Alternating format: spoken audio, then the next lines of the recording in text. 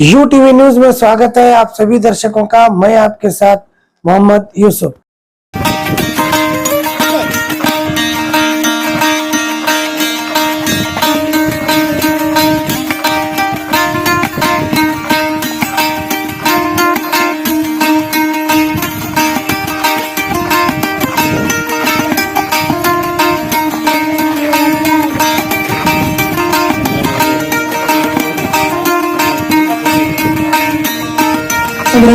ಎಂಬ ಶಿವರಾಮ್ ಕಾರಂತರವರ ಮಾತನ್ನ ಸ್ಮರಿಸಿಕೊಳ್ಳುತ್ತಾ ವೇದಿಕೆಯ ಅಧ್ಯಕ್ಷ ಸ್ಥಾನ ವಹಿಸಿರುವ ಶ್ರೀ ಎಸ್ ಚಲವಾದಿ ಶಿಕ್ಷಕರು ಇವರಿಗೆ ನಿರ್ಮಲಾ ಹೊಸಮನಿ ಮೇಡಮ್ ಅವರು ಹಾಗೂ ಜಯಶ್ರೀ ಬ್ಯಾಪಡ್ ಮೇಡಮ್ ಅವರು ಬಂದು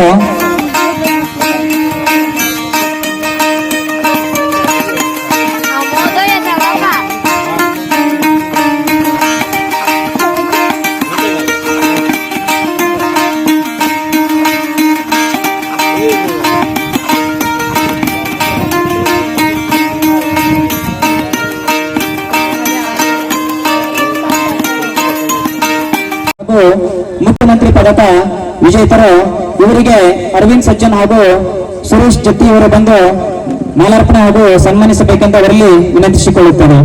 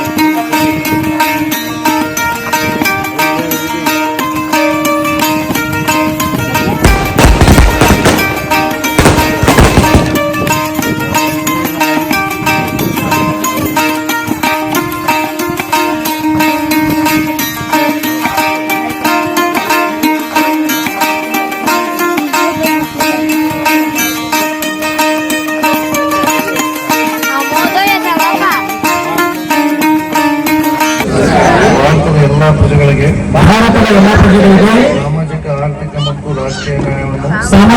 ಮತ್ತು ರಾಜಕೀಯ ನ್ಯಾಯವನ್ನು ವಿಚಾರ ಅಭಿವ್ಯಕ್ತಿ ಧರ್ಮ ಮತ್ತು ಉಪಾಸನೆಯ ಸ್ವಾತಂತ್ರ್ಯವನ್ನು ಸ್ಥಾನಮಾನ ಮತ್ತು ಅವಕಾಶಗಳು ಸಮೇತೆಯನ್ನು ಅವಕಾಶಗಳ ಸಮತೆಯನ್ನು ಉಪಾಸನೆಯ ಸ್ವಾತಂತ್ರ್ಯವನ್ನು ಸ್ವಾತಂತ್ರ್ಯವನ್ನು ದೊರೆಯುವಂತೆ ಮಾಡುವುದಕ್ಕಾಗಿ ವ್ಯಕ್ತಿ ಗೌರವ ದೇಶದ ಏಕತೆ ಮತ್ತು ಸಮಗ್ರತೆಗಾಗಿ ಎಲ್ಲರಲ್ಲಿ ಭ್ರಾತೃತ್ವ ಭಾವನೆಯನ್ನು ಮೂಡಿಸುವುದಕ್ಕೆ ದೃಢ ಸಂಕಲ್ಪ ಮಾಡಿ ನಮ್ಮ ಸಂವಿಧಾನ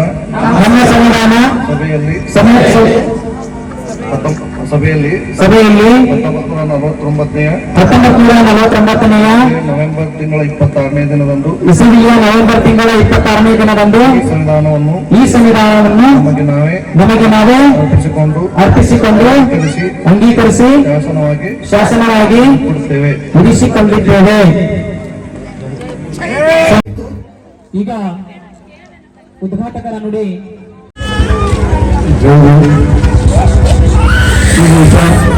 ಮಹಾನಾಯಕ ಡಾಕ್ಟರ್ ಬಿಆರ್ ಅಂಬೇಡ್ಕರ್ 134ನೇ ಜಯಂತ್ಯುತ್ಸವ ಅಂಗವಾಗಿ ವೇದಿಕೆ ಮೇಲೆ ಆಸೀನರಾಗಿರುವ ಅಧ್ಯಕ್ಷ ಸ್ಥಾನ ವಹಿಸಿಕೊಂಡಿರುವಂಥ ಚಲವಾದಿ ಸರ್ ಅವರೇ ಹಾಗೂ ಉದ್ಘಾಟಕರಾಗಿ ಆಗಮಿಸಿದಂಥ ಅರುಣ್ ಕಟ್ನೂರ್ ಸರ್ ಅವರೇ ಹಾಗೂ ನಮ್ಮ ಸಹೋದ್ಯೋಗಿ ಆದಂಥ KSI ಕಟ್ಟಿಮನಿರವರೇ ಹಾಗೂ ಪರಶುರಾಮ್ ಸರ್ ಅವರೇ ಹಾಗೂ ನಮ್ಮ ಇಲಾಖೆಯಲ್ಲಿ ದೀರ್ಘವಾಗಿ ಸೇವೆ ಸಲ್ಲಿಸಿ ನಿವೃತ್ತರಾದಂಥ ತಿಪ್ಪರಿಂಗಿ ಅವರೇ,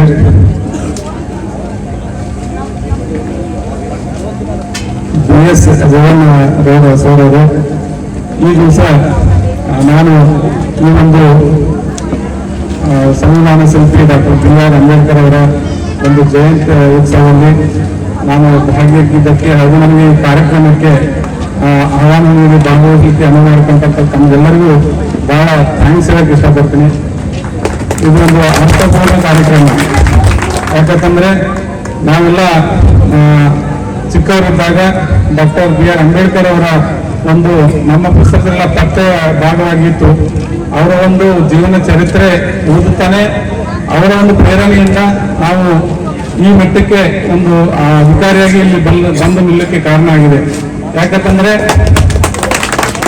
ಇದು ಅವರು ಚರಿತ್ರೆ ಓದುವಾಗ ಅದರಲ್ಲಿ ಏನಿತ್ತಂದ್ರೆ ಅವರು ಅವಾಗಿನ ಕಾಲ ಈಗೆಲ್ಲ ನಾವು 24x7 ಕರೆಂಟ್ ಇದೆ, ಲೈಟ್ ಇದೆ, ಬಟ್ ಅವಾಗ ಇರಲಿಲ್ಲ. ಅವರೆಲ್ಲ ಬೀದಿ ಲೈಟ್ ಕೆಳಗಡೆ ಕುತ್ಕೊಂಡು ಓದ್ತಿದ್ರು, ಆಮೇಲೆ ಚುಮ್ಮಿ ಬೆಳಕಿನಲ್ಲಿ ಓದ್ತಿದ್ರು ಅಂತೇಳಿ. ನಾವು ಹಳ್ಳಿಯಲ್ಲಿ ಅದೇ ರೀತಿ ನಾವು ಇದ್ದಾಗ ಸಹಿತ ಹಳ್ಳಿ ಒಳಗೆ ಕರೆಂಟ್ ಪ್ರಾಬ್ಲಮ್ ಇತ್ತು. ಅಂದ್ರೆ 3 ತಾಸು ಬರ್ತಿತ್ತು, ಮತ್ತೆ 6 ತಾಸು ಹೋಗ್ತಿತ್ತು, ಆ ರೀತಿ ಇತ್ತು. ಕರೆಂಟ್ ಯಾವಾಗ ಹೋಗ್ತಿತ್ತು ನಮಗೆ ನಾವು ಓದಿದ್ದು ನೆನಪಾಗಿರ್ತಿತ್ತು. ಅಂಬೇಡ್ಕರ್ ಅವರು ಬೀದಿ ಲೈಟ್ ಓದಿದ್ರೆ ನಾವು ಯಾಕೆ ಹೋಗ್ಬಾರ್ದು ಚುಮ್ಮಿ ಹಚ್ಕೊಂಡು ಅಂತೇಳಿ. ಹಂಗಾಗಿ ಆಮೇಲೆ ಅದೇ ರೀತಿ ಅವರು ಓದುವಾಗ ಏಕಾಗ್ರತೆಯಿಂದ ನಿರಂತರವಾಗಿ 18 ತಾಸು 16 ತಾಸು 18 ತಾಸು ನಿರಂತರವಾಗಿ ಓದ್ತಿದ್ರು. ನಾನು ಸಹಿತ ಅವರ ಒಂದು ಏನು ಏಕಾಗ್ರತೆ ಇತ್ತು ಅದನ್ನು ನನ್ನ ಒಂದು ವಿದ್ಯಾರ್ಥಿ ಜೀವನದಲ್ಲಿ ಅಳವಡಿಸಿಕೊಂಡಿದ್ದೆ. ನಾನು PUC ಸೆಕೆಂಡ್ ಇಯರ್ ಪಾಸ್ ಆದಮೇಲೆ ಇಲ್ಲೇ BA ಅಡ್ಮಿಷನ್ BAD ಕಾಲೇಜಲ್ಲಿ ಮಾಡಿದ್ದೆ. ನಾನು ಅವರಂತನೇ ಓದುವಂತ ಒಂದು ರೂಢಿ ಮಾಡ್ಕೊಂಡಿದ್ದೆ. ಸುಮಾರು ಬೆಳಗ್ಗೆ ಒಂದು 6 ಗಂಟೆಯಿಂದ ಓದಲು ಸ್ಟಾರ್ಟ್ ಮಾಡೋದಂದ್ರೆ ನಿರಂತರ ಸಾಯಂಕಾಲ 6 ಗಂಟೆವರೆಗೂ ಮಧ್ಯದಲ್ಲಿ ಸ್ವಲ್ಪ ಊಟ ಅದೆಲ್ಲ ಮಾಡ್ತಿದ್ದೆ. ಆ ರೀತಿ ಒಂದು ಓದುವಂತ ಒಂದು ರೂಢಿ ಮಾಡ್ಕೊಂಡ್ಮೇಲೆ ನನಗೆ ಗೊತ್ತಿಲ್ಲ, ನಾನು PUC ವರೆಗೂ ಕಾಲೇಜಲ್ಲಿ ಮತ್ತೆ ಹೈಸ್ಕೂಲ್ ಲೆವೆಲಲ್ಲಿ ಅಷ್ಟಾಗಿ ನಾನು ಟ್ಯಾಲೆಂಟ್ ಇರಲಿಲ್ಲ. ಅಂದ್ರೆ ಒಂದು ಸೆಕೆಂಡ್ ಕ್ಲಾಸ್ ಫಸ್ಟ್ ಕ್ಲಾಸ್ ರೇಂಜಲ್ಲಿ ಓದ್ತಿದ್ದೆ.